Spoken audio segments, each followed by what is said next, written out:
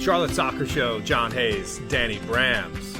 We're here at what you called a very, very special place in Charlotte after a very, very special win for Charlotte FC. Where are we, Danny? Tell the people where we are. It's a first time for the podcast. We're here in Freedom Park, to put it in Braveheart, Scotty Arfield terms. Yeah, man, we're at Freedom Park. It is a very special location. This is a beautiful place, right in the heart of Charlotte. And as you said, as we were setting up, you said the only thing I don't like about Freedom Park, I wish it was bigger, and I agree with that because it is a great little spot. We're in a little veranda overlooking the pond. There's a fountain in the distance. We got some, park cops rolling up and down the sidewalk with their noisy golf cart, and the scene is set. We've just been drinking way too heavily the last few days.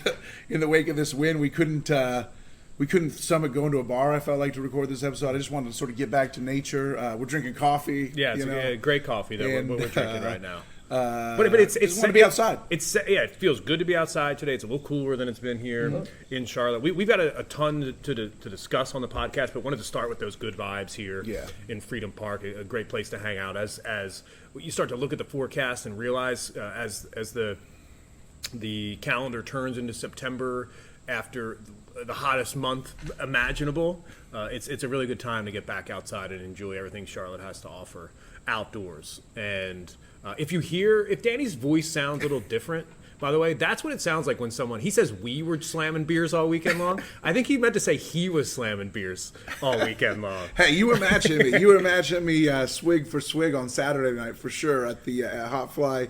And at the match, we had a great time. We did. Shout out Johnny came to the supporter section, bypassed the club level where he normally sits because we just needed as much support in the supporter section as humanly possible. So that was great having you there, John. We had a great time. But then I did keep the party going on Sunday. You had to be responsible on Sunday. I could let it loose, and I did let it loose at Hot Fly again. I might as well have I should have slept at Hot Fly. I don't know why I didn't just put a cot on the roof at Hot Fly or something like that. I should talk to Liz about that, but maybe. We could talk to the owner, Cam, or maybe Ian over there, and just see if they can find you a spot in the back of the brewery somewhere. Yeah.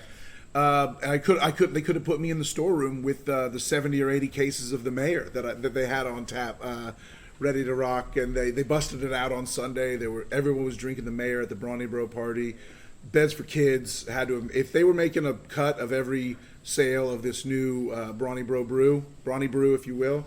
They did pretty well, and the silent auction had some great items too. So hopefully Beds for Kids got hooked up. It's nice to think that one of the most fun days I had of the year also did good for the community, and that's just the magic of BroniBro. I'm just gonna give y'all a peek behind the curtain of what it's like to have broadcasting work. It's not that I didn't want to go yesterday. It's that I was afraid that if I went, my voice would be shot because of how loud it was in there. Right. And I had to broadcast a soccer match on Sunday night, which ended up getting postponed until today, which I'm going to do, Queens versus Winthrop on Monday afternoon after having that game postponed. But when I heard your voice when you showed up to the park today, I said to myself, man, I made the right decision, even though I felt serious FOMO as I was at home yesterday. And everybody was partying at Hop Fly for BroniBro and Beds for Kids. But everything that I saw, and we can get into some storytelling from there, but it seemed like just a fantastic time and a lot. We went to the inaugural party last year, and only one player showed up. Adam Armour was the only teammate that showed up, yeah. Different story this season. Mm-hmm. Yeah, at least more than half the team, I would say. I didn't count. At no point did I ever take a formal count, but just saw so many guys there supporting Brant, supporting the club, talking to players. I will tell some stories. We got some more pertinent stuff to get to first, but I've got some stories for the back end of the episode. I will say this before we get there. You were there in spirit, Johnny. Everybody was asking me about you. Where's John? Where's John? I said, hey, he's being responsible, man. I can't help for the fact that, he's doing the right thing. Just because I wouldn't do the right thing, but John would. So I was good on him. I was screaming all night on Saturday, and the last thing I wanted to do was scream all afternoon. And you were right. My voice is dead shot, but I feel amazing. So yeah, there you have it. The other things we need to talk about on today's show is the match on Wednesday, right? Exactly. That's what it's really about, right? I asked the question yesterday on our Twitter feed. You can find us there at For the Crown Baby and see some of those pictures and videos that Danny took at the BroniBro party. Make sure you check that out. But the question I asked yesterday was, who is ready to do it again on Wednesday?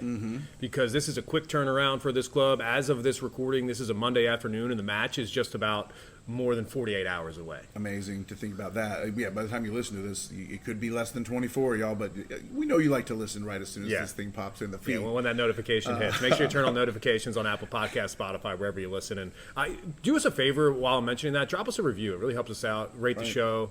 If you enjoyed the Scotty Arfield interview, if you like the Darius Barnes interview, do us a favor and drop a note and tell people why they should listen to the Charlotte Soccer Show. And the Independence interviews. Don't forget. I want to throw out real quick. Coach Jeffries and Austin Pack both at the BroniBro party, supporting a former player, former teammate. That was awesome to see. Like Charlotte is a soccer city. So yep. So there was 2 results on Saturday at the professional level in the city.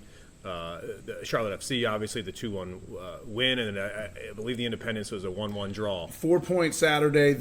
Independence surrendered late goal in right? the 90th. Yeah, 89th, 90th minute. I forget the exact minute, but late goal might have been 87th. But yeah, they gave away the point at the end, unfortunately, and Coach was bummed about that. Coach Jeffries was definitely not happy, but he was there supporting his former player Brant Bronico at the party, trying to have a good time. So the ambivalence I was seeing on his face as he was like, yay, this is fun, but god damn, I got to get my team back in gear after a tough point dropped last night. If you don't know Coach Jeffries and want to get to know him, that episode is readily available in this feed as well, so go check out the Mike Jeffries interview. And we'll have more interviews to come throughout the rest of the season. In fact, we made sure that the club knew. We're happy to interview anybody now because apparently there is a Charlotte Soccer Show bump.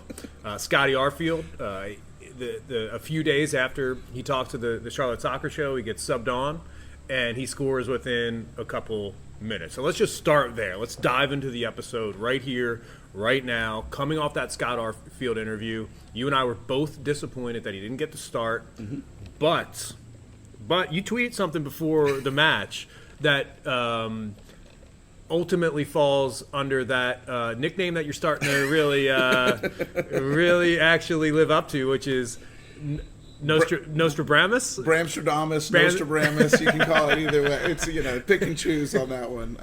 What did you say before the match? You said Scotty Arfield goal off the bench is a lock. I didn't say game winner. That's the only, I should have gone one step further. But yeah, we knew he was going to score because the thing is, in that interview, what was the thing that he talked about that you had struck you so much was he talked about the competition for places, and he said no one's place is guaranteed. Right. And the club trots him out there to do media and sell the club, on Thursday, early at midweek, and then on Saturday you're on the bench, and it's like, hey, no one's place is guaranteed, right. But you know what?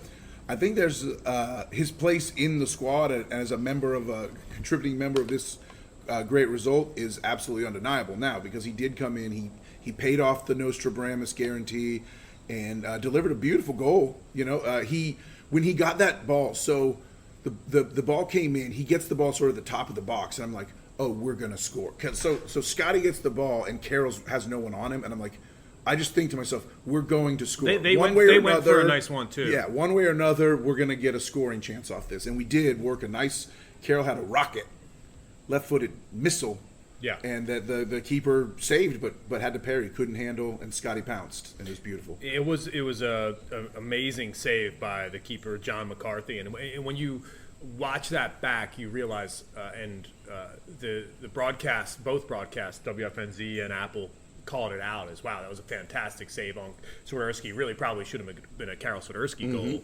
But when you look at the reaction and who was, ready to make a move and react and pounce on a potential save and rebound, it's Scott Arfield. The two center backs for LAFC, their feet might as well have been cemented into the ground. Arfield, as soon as Carroll struck that ball, was looking for a potential rebound, and there it was for him, right on the doorstep.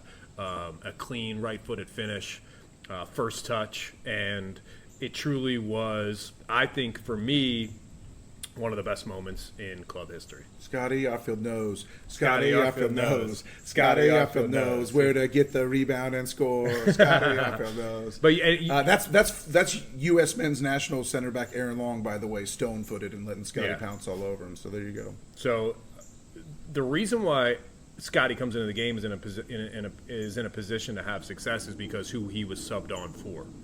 Derek Jones gets the start. Somebody that we didn't mention last week on the podcast, somebody that's been dealing with a little bit of injury, someone that's been a key cog. But you said before the match when he was, this is something you also said before the match that I'll give you credit for, is you said we win when Derek Jones plays. Yeah. And that, I borrowed that from someone in the fan base. Yeah, but yeah, for sure. But sticks with you. You saw that DJ was in the lineup, and typically that means that Charlotte FC wins. But there was a wrinkle.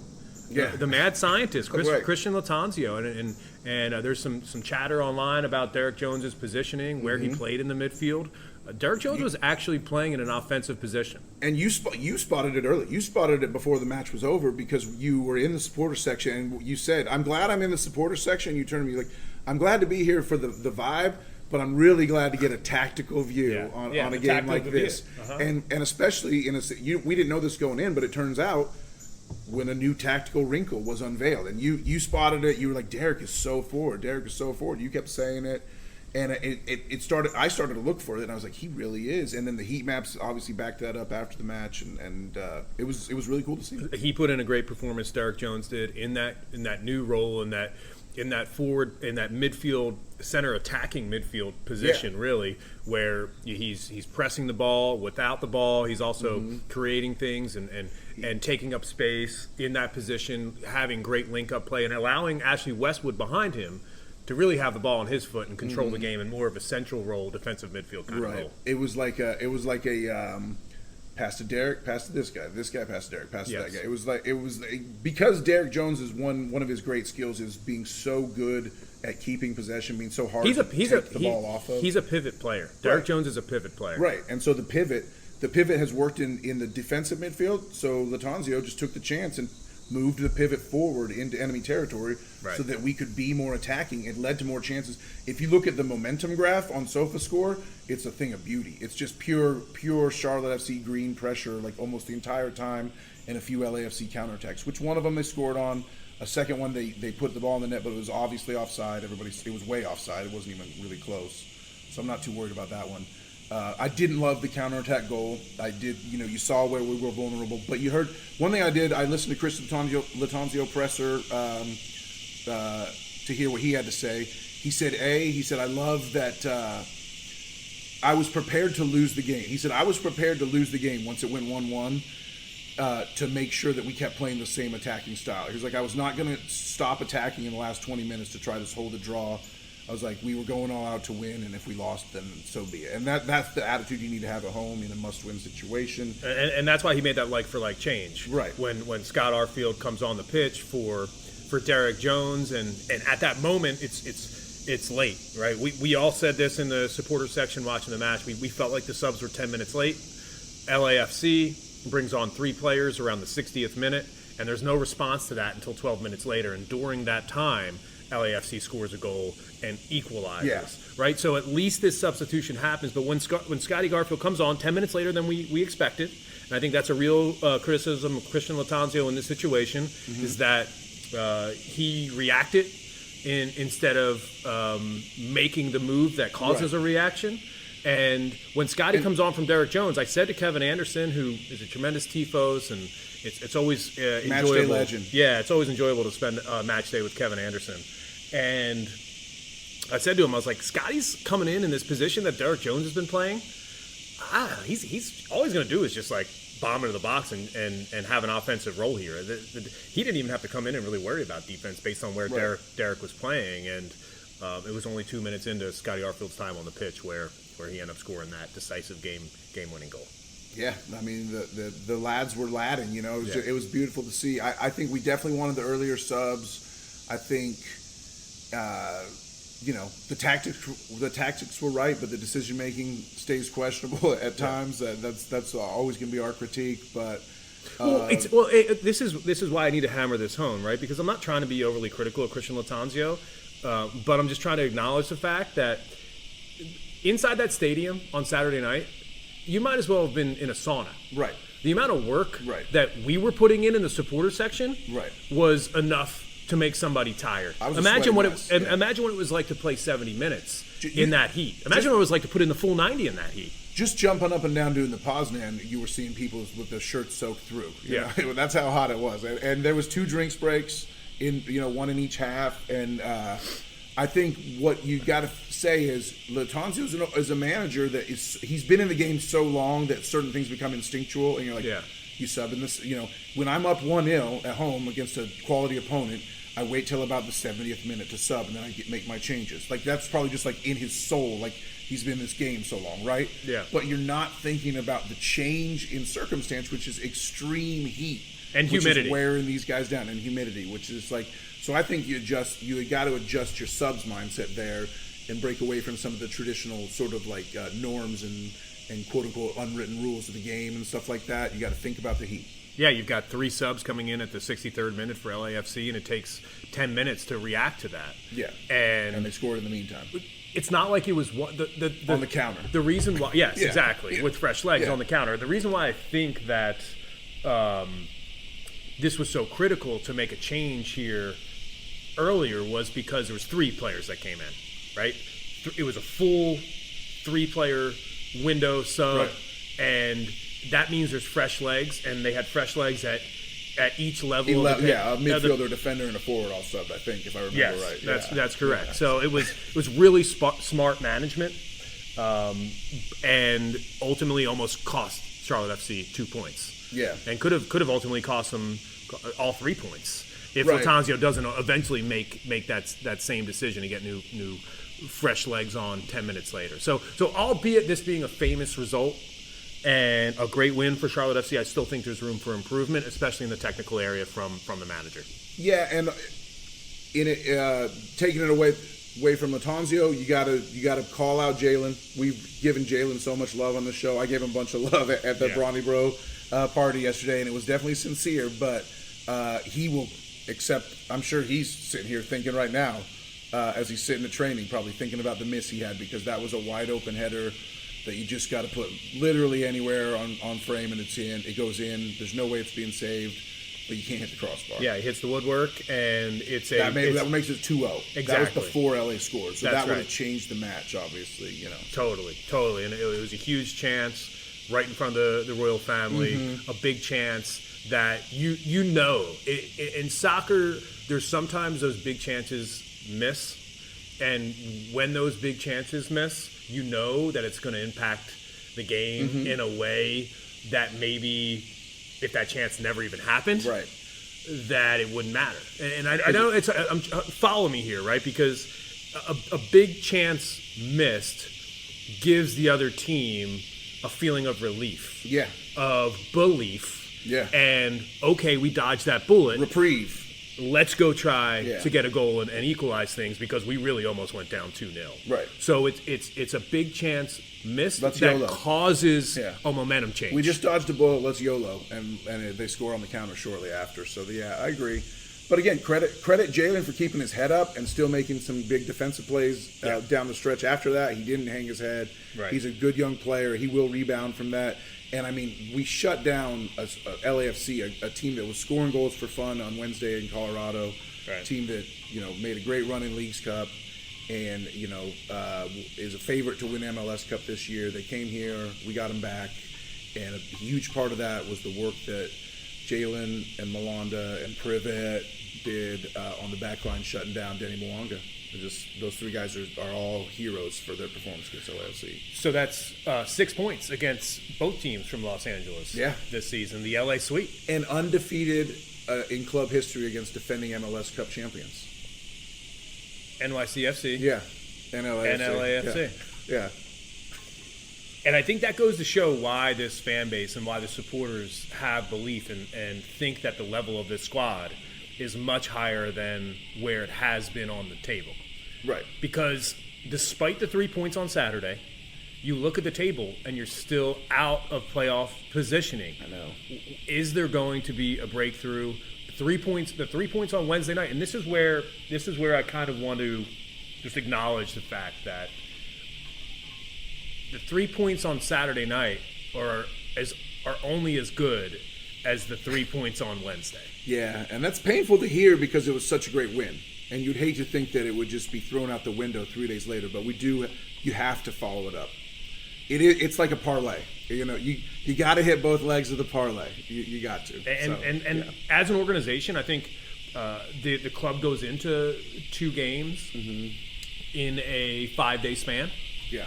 And they have a plan for that, right? And I think maybe that plan involves resting some legs on Saturday to keep them fresh for Wednesday. Yeah.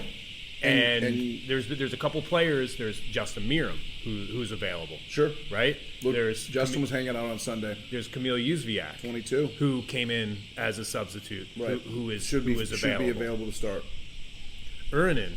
Yeri. Yeah. Yeri comes in and he gets some minutes. He could be available. Sure. For a start as well. I would expect Urinen to start. I think Urinen starts at left back. I think he made one bad pass, but he looked pretty good out there. A couple players who go the full 90 to ask. There's one guy that you can ask him to do it again. Brand Ronico. Yes, Yeah. you can. The grind set is real. Yeah, yeah. You can ask Brant to do it again, but this is I think a really tall task. Brant was sprinting down the right sideline in possession in like the 97th minute. I shouted him out for this when I shook his hand at the party, and I was like, dude, you were like keeping the ball away from playing keep away from their offense in like the 97th minute down the sideline. And I was like, that's the grind set. I was like, if people need to know what the grind set is, it was that play right there where you like sprinted away from 2 defenders in the 97th minute, to sort of get the ball out of a danger zone while we're trying to hold on. Patrick Ajamong has fresh legs. Didn't get into the match. Yeah, was supposed to. Very late. But shout out to Adi Malanda for saying, no, I need to call myself out of this game because we got 10 minutes left and I don't have it. Yes. Bring in Jan Sobaczynski to close out for us. That was a veteran play by the center back to realize this is the last substitution window. Right. And if I'm not taking off the pitch right now, then I'm going to have to play for the next 10 minutes, and I'm not feeling good about it. So Patrick Ajamong has fresh legs for Wednesday. Kerwin Vargas has fresh legs for Wednesday. I would expect Kerwin Vargas to get this start. Yeah, I would think / hope so. I mean, the wings we started were Bender and Brecht. This game go around, they weren't too bad. Bender lost possession a lot. He didn't impress me. I was glad he was subbed, but he was trying. I don't criticize his game. He made some nice plays. He just didn't make enough for me. I think there's going to be changes at least one wing position. I think Kerwin Vargas comes in for Ben Bender on that right wing. Right. That would be my prediction. You think Deagro starts again? I think if he, although he took a knock, he did. Yeah, he subbed out for a little bit of a minor knock. He was shaking hands and kissing babies on Sunday. Looked pretty good, but let's talk about Diagre because this is a full debut at home for the new signing, and looked good. Your quick takeaways, because my honest thought was this is an added injection into the attack in terms of someone that wants the ball at his feet at all times. He's a player that is a magnet towards the ball. Right. He wants the ball there. He's not necessarily making the runs. He's ready to have the ball and create and look for somebody on a run. And he can pass, but he's not necessarily a pass and go player like a lot of the guys that we sort of had in our build last year. If I'm thinking about like the Francos and Ortizes and Alcivars, how they couldn't really ever keep a ball, as compared to a guy like Diagro who's like come in and like.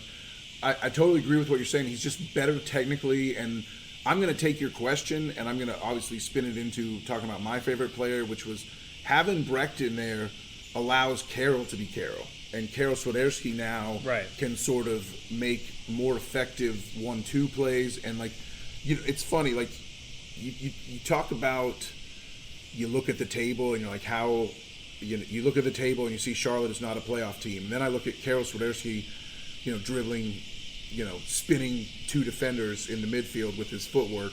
I'm like, how are we not a playoff team with this guy on the squad? Because, I mean, when he's dancing on the ball, it's really nice to watch. As a Charlotte FC fan and as a neutral fan, I would hope this guy's like really starting to like emerge from people who truly appreciate like the beauty of the game. He does some beautiful things. Well, there's still a lot of people out there that don't know jack shit about Charlotte FC. That's the thing, true. right? Yeah. And it's because of where they are on the table. Yeah. Right. If you're a national voice on MLS, if you're a global voice on soccer, it's really hard to take a look at the table and dive into Charlotte FC, a team that's been out of the playoff hunt for basically its entire existence.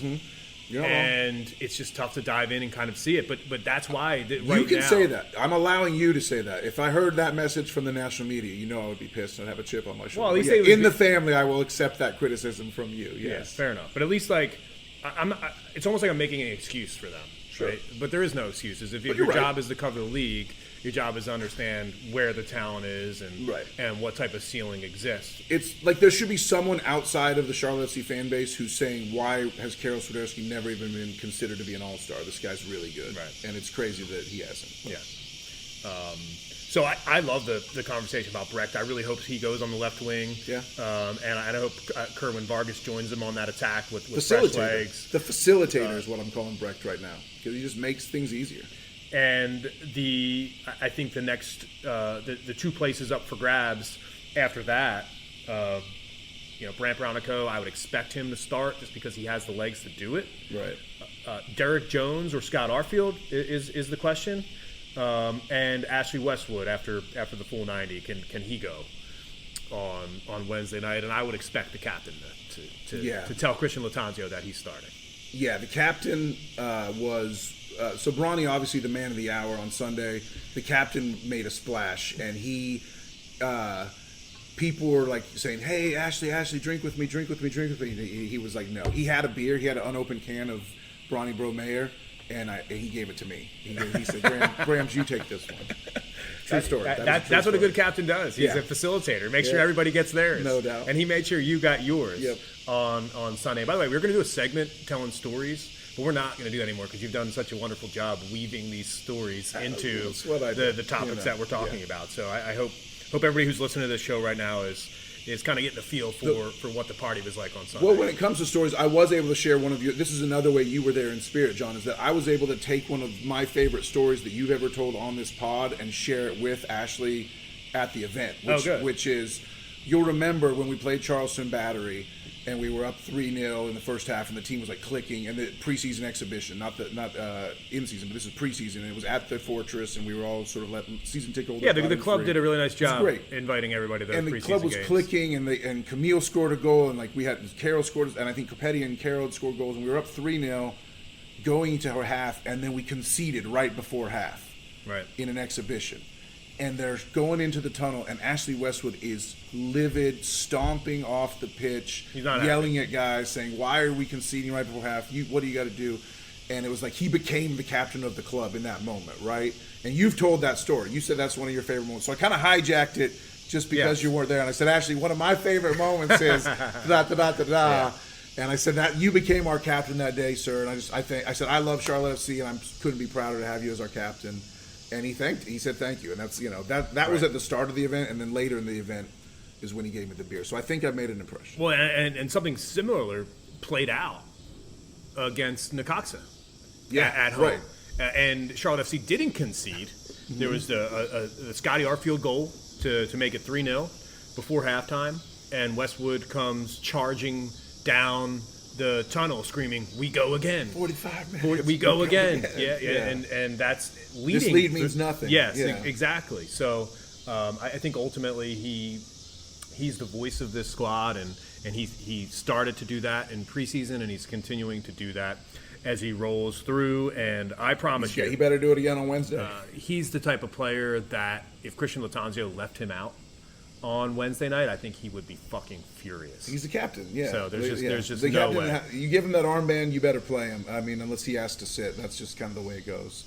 So I would expect 2 changes, maybe 3, to the lineup on Wednesday. A left back change, a right wing change, and a potential change between Derek Jones and Scott Arfield.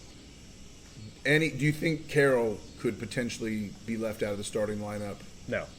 Okay. I think that would be insane. Thank you. I think that would be Just absolutely insane. check it. The Just only other thing that could potentially happen here is that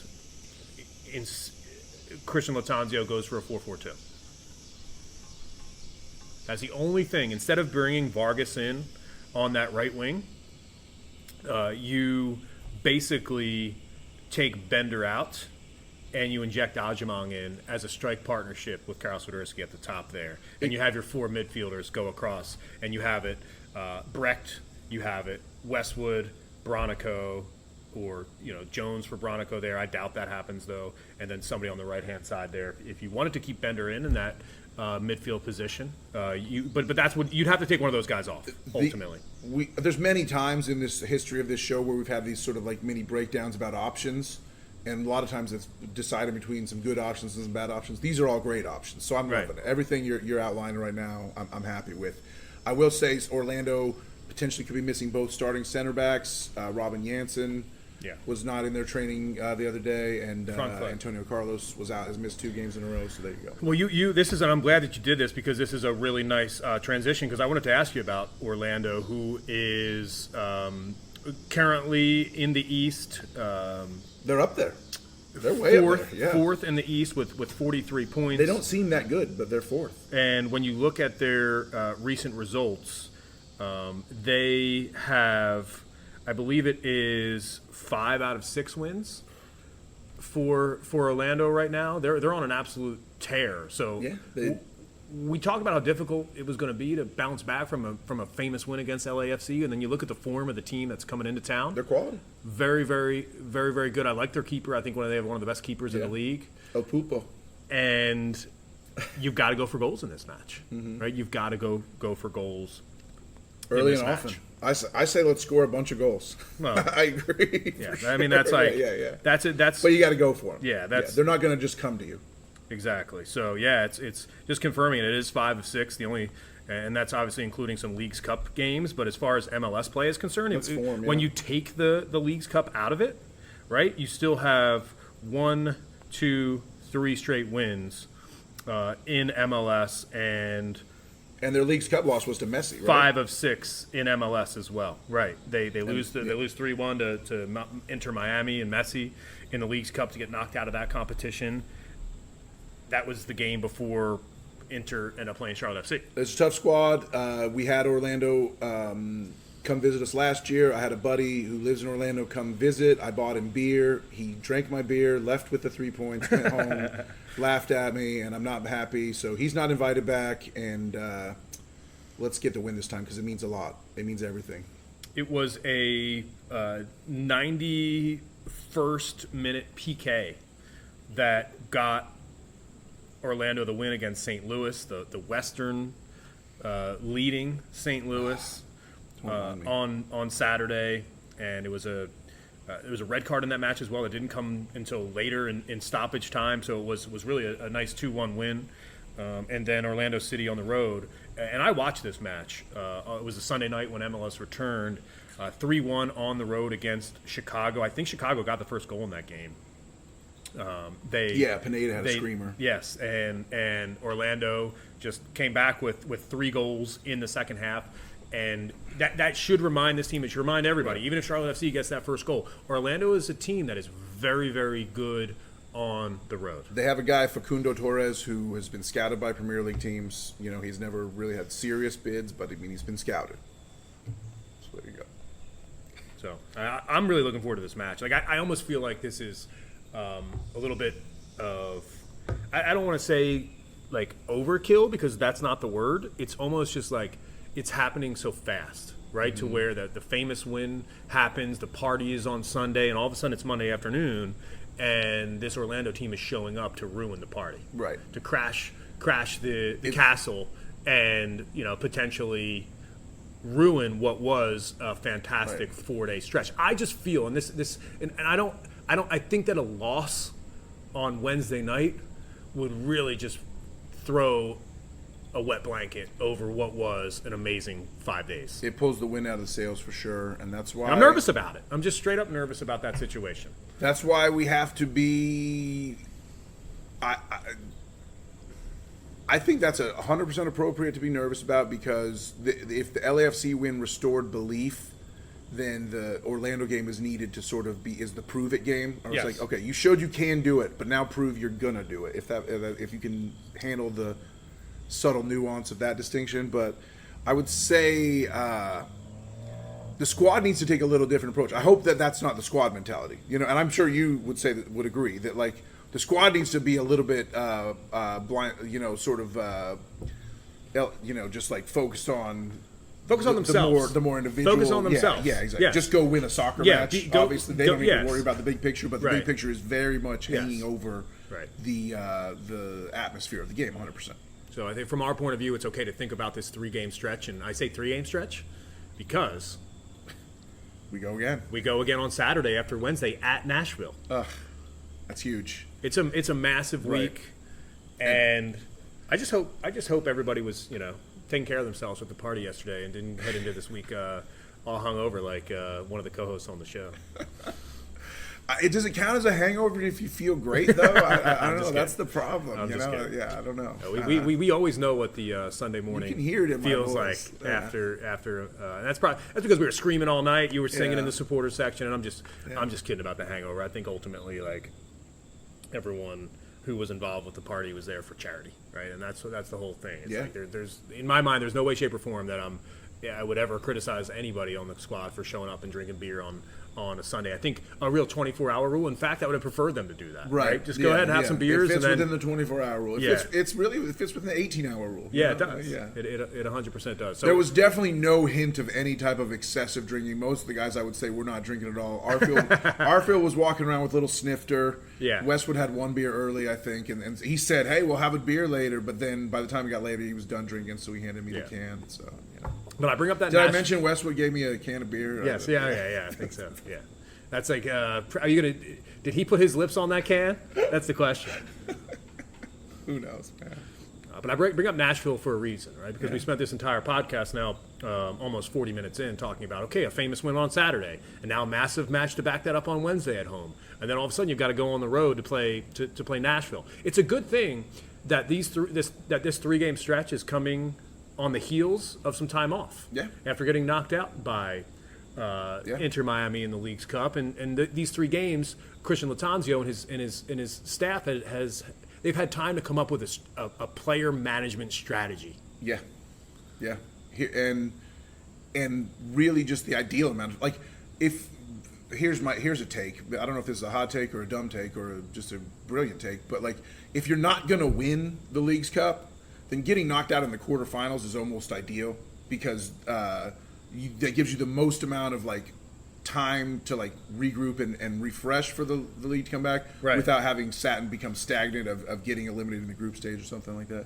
Obviously, you make it to the semis, you have a 3 and 4 shot at CCL, all that stuff. So maybe my take is off, but just at least for our purposes, it worked out pretty well. The timing of when they could have all this, build up the rest, and inject the new pieces into the squad was great. And the difference between, I think, I need to just call out that take for one reason, because I think there needs to be a caveat to it, is that, we've been critical of people who have said, oh, Charlotte FC getting knocked out of the U.S. Open Cup gives them an opportunity to focus on MLS play. That situation is totally different than the League's Cup situation, because U.S. Open Cup play, it's midweek games. It's just extra games on the schedule. Yeah. And whether you're in or you're out, you don't get 2 weeks off after you lose the U.S. Open Cup. You're right back in it.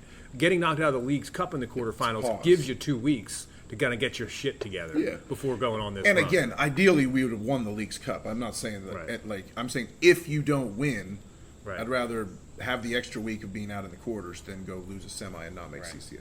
That's all I'm saying. So,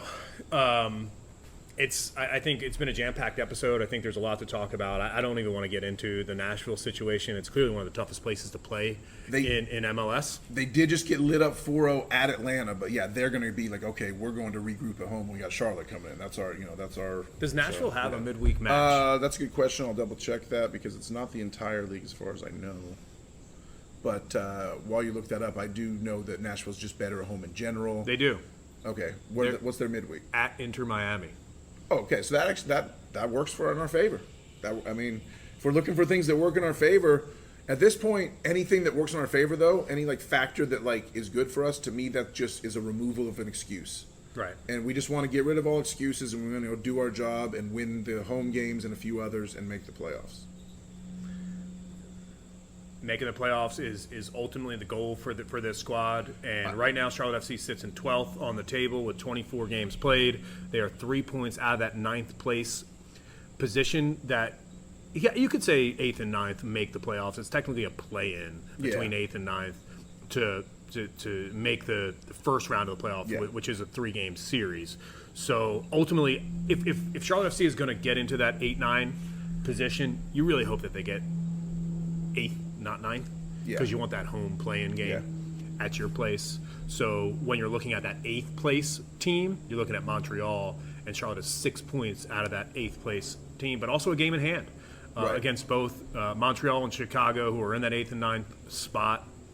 And when you think about that game in hand, 2 games in hand on DC United, who has 1 more point than Charlotte FC, and 2 games in hand on NYCFC, who are 3 points behind Charlotte FC. So right now the table actually looks pretty favorable, except for that 12th position. If we get wins, they will work. Yes. If we get wins, they will help us. We're in a position where wins will get us where we want to be. Yeah. Well, what have we said on the show about games in hand? I forget. We used to say something about games in hand. You know where you stand when you have games in hand. Exactly. So we're back there. Yeah. We're back there. My thing is when we have games in hand, I love them. When we don't have them, I think they're pointless and stupid. So we do have a couple games in hand on some teams, and 1 game in hand as well on this table. So it's a huge week for the MLS table, and that, of course, not just for Charlotte FC, but for everybody, because when there's 3 games in a week, that's 9 points up for grabs. That's a huge swing. If somebody goes out and gets 0 and somebody else goes and gets 9. And everybody has the same rest issues we do at that level, so it's like it's an equal playing field. It is an equal playing field, and something tells me that this team has potential to go on a run and do some really strong things to finish out the season. There's one name we haven't even mentioned in the entire show, so just before we get out of here, I will say Copetti's also coming back. Copetti should be available on the bench on Wednesday, according to Latanzio's most recent comments. It's a very good thing. I know he was questionable on Saturday, and reinforcements here are really, really important. But hasn't Patrick Agyemang clearly stated himself as the number 2 striker on this team right now? And I know for you. So Enzo Copetti is number 3 on the striker list. That's tough to get playing time when you're number 3 on the list. Yeah, I don't expect him to start, but I expect him to be available and be an impact sub. So it could. The idea of super sub Copetti, I think I need to see it to believe it, because I think he would actually he slows the game down so much that I'm like, no, I don't want you for the last 20 minutes. I want you for the first 60 minutes. He's not like an instant banger impact kind of player. He plays so slow. He's always on the ground, right? The game always stops when Competti's around the ball. It's so annoying. He takes the flow out of the game. He really does. I don't want that late in the match. I want a flow late. I want a Scotty Arfield coming off the bench, who's bombing into the box, who's making clean touches, who's not going down, who's tough, who isn't going to cry to the referee about every single swipe on a shin pad. And I'm just not sure Enzo Copetti is that, which ultimately the points I'm trying to make here, Danny, is it's a perfect time for Christian Latanzio to try a 2-striker system with Karol Swiderski and Patrick Agyemang to see if this team can kind of build around this traffic jam all of a sudden at the striker position. You want guys on the pitch that can bag goals. So you're asking Latanzio to go into the lab and cook something up with his mad scientist self? I think he'll take you up on that. As long as everything was cleaned and disinfected after Saturday night's experiment, he can go back in there and try something today and tomorrow for Wednesday. The lab procedures are posted on the door. Exactly. Get the coat on. Make sure you have the goggles on. Wear the gloves. Yep. And go from there. Because right now I think Christian Latanzio might be feeling himself a little bit. He's clearly feeling himself after the win, and his press conferences are looking a little different right now, because I think he's looking at his squad for the first time and saying, shit, I actually can make some decisions and have depth at certain positions to make me feel good about my squad. Yeah. And I think Justin Meram's the perfect example of that. The fact that Justin Meram really isn't playing much anymore. Right. Remember when Justin Meram came into this squad? It was like, dude, you got to play because there's nobody else. Right. And he now did he's well in that role. And now he's having a tough time getting on the field. Yeah. So it's just another thing. Things just seem to be trending. I said it on last week's show when we were at Burial Beer Company. I said, I've got this feeling that things are just starting to break Charlotte FC's way.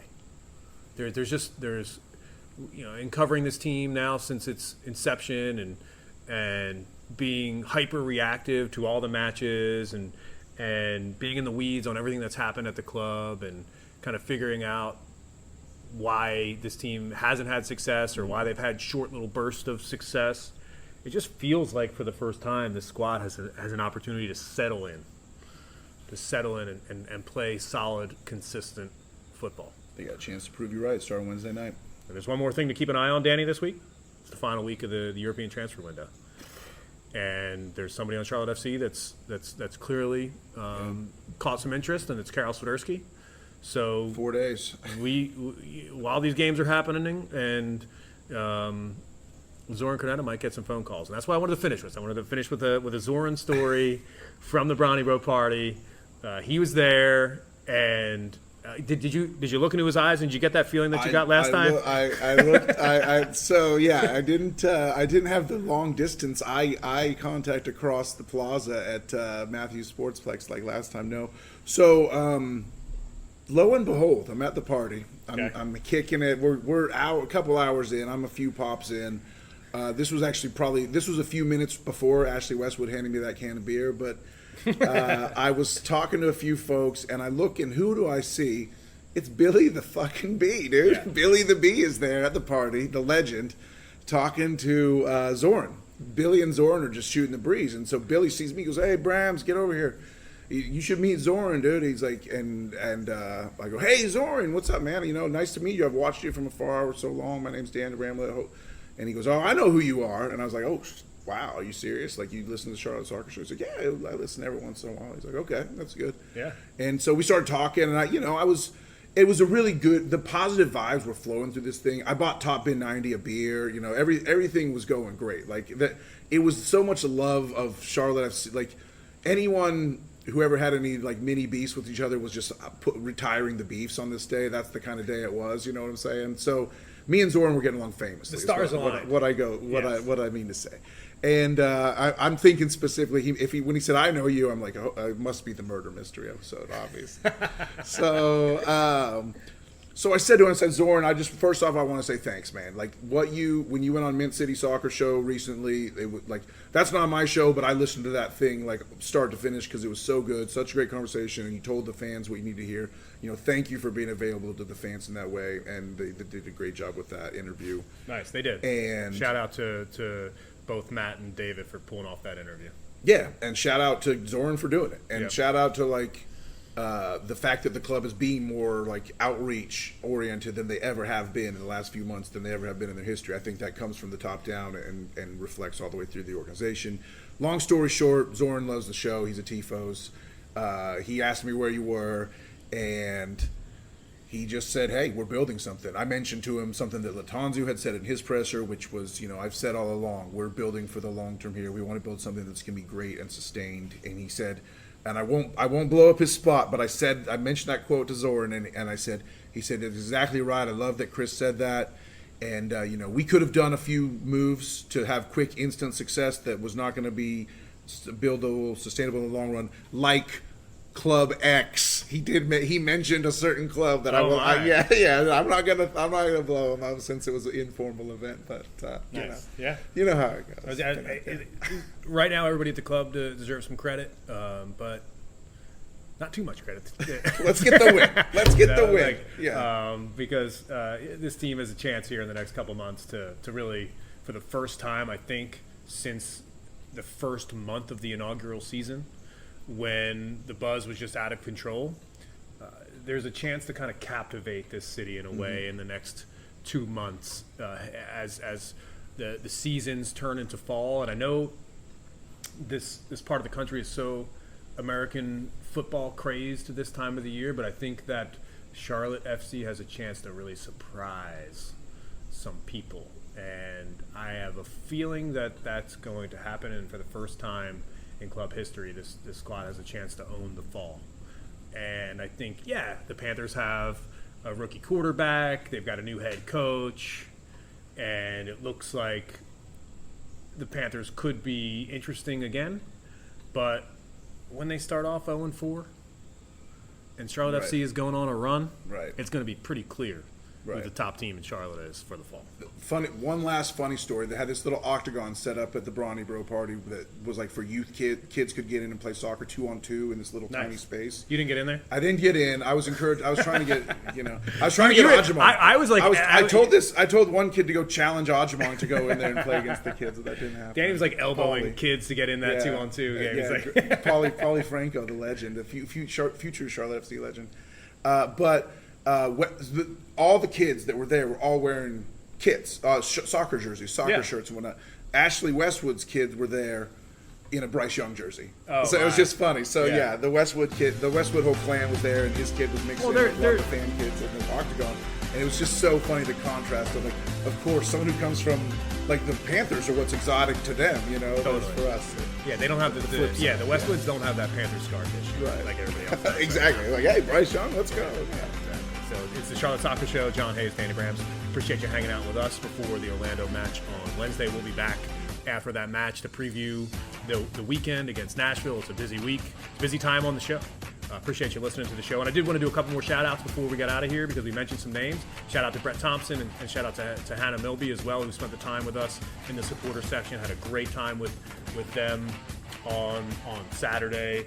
And I'm expecting everybody to be back in the building on Wednesday night. I know that Wednesday sometimes provides a different vibe in this on match day because it's a work day. Well, I actually think the weekday vibe uptown is very interesting because you got the match kicking off just a few hours after people are leaving work, and uptown is absolutely buzzing on Wednesday. Was it Chicago?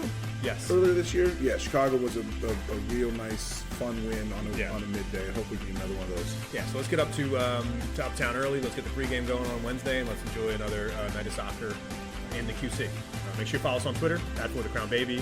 And again, I'll ask you, drop us a rating, drop us a review. It really helps us. If you like the interview that we did with Scott Arfield, if you like the interview we did with Darius Barnes, if you haven't heard either of those interviews yet, just stick around. You're going to hear them next after this episode ends. So I'm John Hayes. He's Danny Brams. Until next time. For the crown, baby.